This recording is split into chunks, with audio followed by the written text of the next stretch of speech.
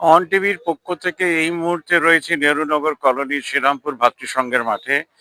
MIITর একটা অনুষ্ঠান চলছে, অ্যানুয়াল অনুষ্ঠান। বিভিন্ন সাংস্কৃতিক অনুষ্ঠানের মাধ্যমে তাদের অ্যানুয়াল প্রোগ্রামে অনেকগুলো প্রাইজ দেওয়া হবে এবং তারা কি কি করে।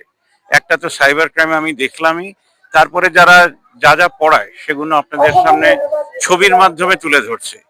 অন টিভি হচ্ছে লোকাল প্যাসেঞ্জার ট্রেনের ভেতরে যদি অ্যাড দিতে চান, লোকাল প্যাসেঞ্জার ট্রেন যেগুলো হাওড়া থেকে ছাড়ে বর্ধমান যায়, তারকেশ্বর যায়, আরামবাগ যায়, পান্ডুয়া যায়, এগুলোর ভেতরে টিভি লাগানো আছে, সাইলেন্ট টিভি, কিন্তু টাইপ বড় বড় করে যেমন আপনারা অ্যাডটা করেছেন সেভাবে দিলে পরিষ্কার লোকে দেখতে পায়।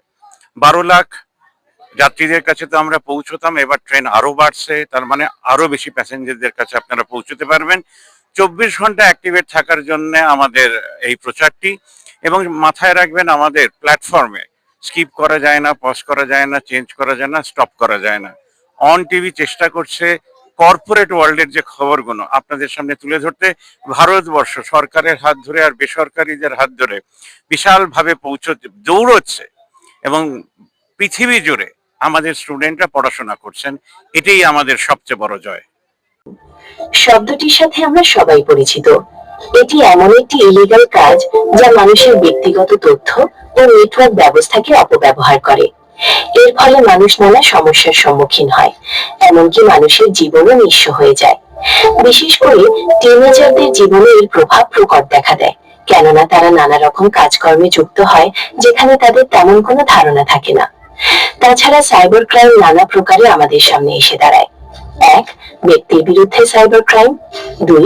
সম্পত্তির বিরুদ্ধে সাইবার ক্রাইম। 3. সংগঠনের বিরুদ্ধে সাইবার ক্রাইম। 4. সমাজের বিরুদ্ধে সাইবার ক্রাইম। তবে যে অপরাধ সব থেকে বেশি প্রচলিত তা হলো ব্যক্তিগত গোপনীয়তা নষ্ট, অর্থাৎ ব্যক্তির বিরুদ্ধে সাইবার ক্রাইম।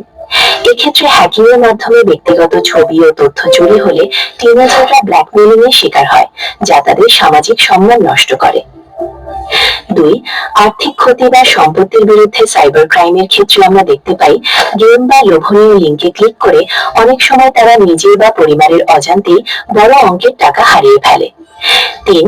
প্রতিষ্ঠান বা সংগঠনের বিরুদ্ধে সাইবার ক্রাইম সাধারণত কাজকর্ম ব্যাহত করে, সংবেদনশীল তথ্য চুরি করে, যা একটি ব্যবসার আর্থিক স্থিতিশীলতা এবং সুনামকে মারাত্মকভাবে প্রভাবিত করতে পারে। 4. সাইবার ক্রাইম সমাজে বৃহৎ পরিসরে বিশৃঙ্খলা সৃষ্টি করে, যা সামাজিক মূল্যবোধগুলিকে নষ্ট করে।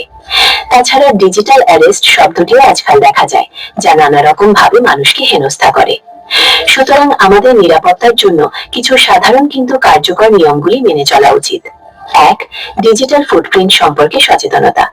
ব্যক্তিগত আবেগ তথ্য শেয়ার সম্পর্কে সচেতন থাকা উচিত, কারণ অপরাধীরা এই তথ্যগুলো ব্যবহার করে আপনার প্রোফাইল স্টাডি করে। 2. পাবলিক ওয়াইফাই ব্যবহারে সতর্কতা, কেননা এসব নেটওয়ার্ক হ্যাকারদের তথ্য চুরি করতে সহায়তা করে। প্রয়োজনে VPN ব্যবহার করতে পারেন। 3. নিয়মিত সফটওয়্যার আপডেট। প্রতিটি আপডেটে নতুন নতুন নিরাপত্তা থাকে, যা ভাইরাস থেকে ডিভাইসকে রক্ষা করে। 4. অ্যাপ পারমিশন চেক করা, কেননা অনেক সাধারণ অ্যাপ প্রয়োজনীয় তথ্য চুরি করে থাকে। 5. স্ক্যাম কল ও মেসেজ চেনা, কেননা কোনো ব্যাংক বা অফিস কখনোই পাসওয়ার্ড বা OTP ফোনে জানতে চাইবে না। এইভাবে আমরা সাইবার ক্রাইম থেকে মুক্ত হতে পারি।